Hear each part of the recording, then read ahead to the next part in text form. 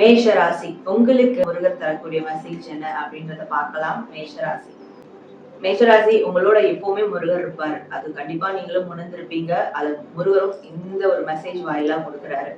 அது என்னன்னா, நீங்க எந்த ஊருக்கு போனாலும் சரி, நீங்க எந்த தேசத்துக்கு போனாலும் சரி, நீங்க எவ்வளவு மாறினாலும் சரி, இல்ல வாழ்க்கையில எந்த விதமான ஒரு திருப்பு முனைகள் உங்களுக்கு நடந்தாலும் சரி, எல்லா மாற்றங்களிலும் எல்லா திருப்பு முனைகளிலும் அவரு உங்களுக்கு கூடவே இருப்பாரு.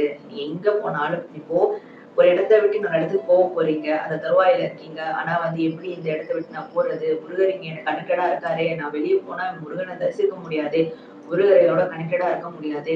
அது மாதிரியான விஷயங்கள்லாம் உங்களுக்கு சில பேருக்கு தோணிட்டு இருக்குன்னா, அது எதுவுமே தேவையில்லை. முருகர் உங்களுக்குள்ள இருக்காரு. உங்களோட இருக்காரு. நீங்க எந்த தேசம் எந்த இடத்துக்கு போனாலும் முருகர் உங்களுக்கு வழித்துணையா இருப்பாரு. உங்களோட வாழ்க்கையில ஏதாவது ஒரு விஷயம் நடக்குதுன்னா, அதுக்கு முருகர் தான் காரணம். என்ன விஷயமா இருந்தாலும் கெட்டதாவே இருந்தாலும் அது உங்களுக்கு ஒரு சீர்திருத்தம் அப்படின்னு வச்சுக்கலாம். ஓகே, ஒரு சீர்திருத்தத்துக்காகவும் உங்களை நல்வழிப்படுத்தவும் தான் உங்களுக்கு அமைய கெட்டது கூட நடந்திருக்கும். அதுவும் முருகருடைய செயல் தான். எல்லா மாற்றங்களையும் எல்லா செயலையும் முருகர் உங்களுக்கு துணையா இருப்பாரு. ஆனா உங்களுக்கு வரக்கூடிய காலங்கள்ல ஒரு நல்ல வழிகாட்டி குரு தேவை. நீங்க இது வரைக்கும் எந்த குருவும் நீங்க எடுக்கலைன்னா ஏதாவது ஒரு மானசீக குருவை தேர்ந்தெடுத்துக்கோங்க. அப்படி ஆல்ரெடி இருக்காங்கன்னா அவங்க கூட முருகருடைய வழிகாட்டுதல் தான்.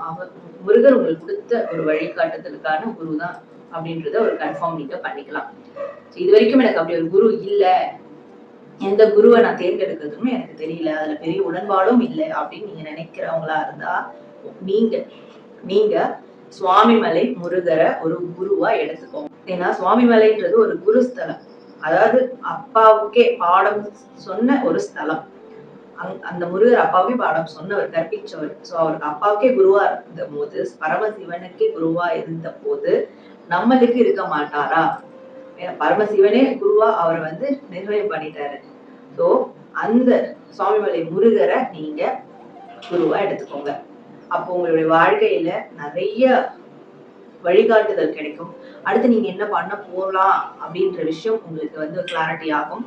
முடிஞ்சா சுவாமிமலை போயிட்டு வாங்க. சுவாமிமலை போயிட்டு அங்க இருந்தபடியே முருகன் அவனோட குருவாய் நீ ஏத்துக்கிற அப்படின்னு சொல்லிட்டு அவர்கிட்ட ஒரு ஆசீர்வாதம் வாங்கி நீங்க அவருடைய வழியை பின்பற்ற ஆரம்பிச்சுங்க. நீங்க எப்பேற்பட்ட ப்ரொஃபஷனல் இருந்தாலும் எந்த விதமான ஒரு லைஃப் ஸ்டைல் இருந்தாலும் சரி, அவர் உங்களுடைய வாழ்க்கையை நல்வழிப்படுத்தி வழிகாட்டி கூட்டிட்டு போவாரு. இந்த விஷயத்த நீங்க பண்ணணும் அப்படின்றதுதான் முருகர் இன்னைக்கு உங்களுக்கு தரக்கூடிய ஒரு மெசேஜா இருக்கு.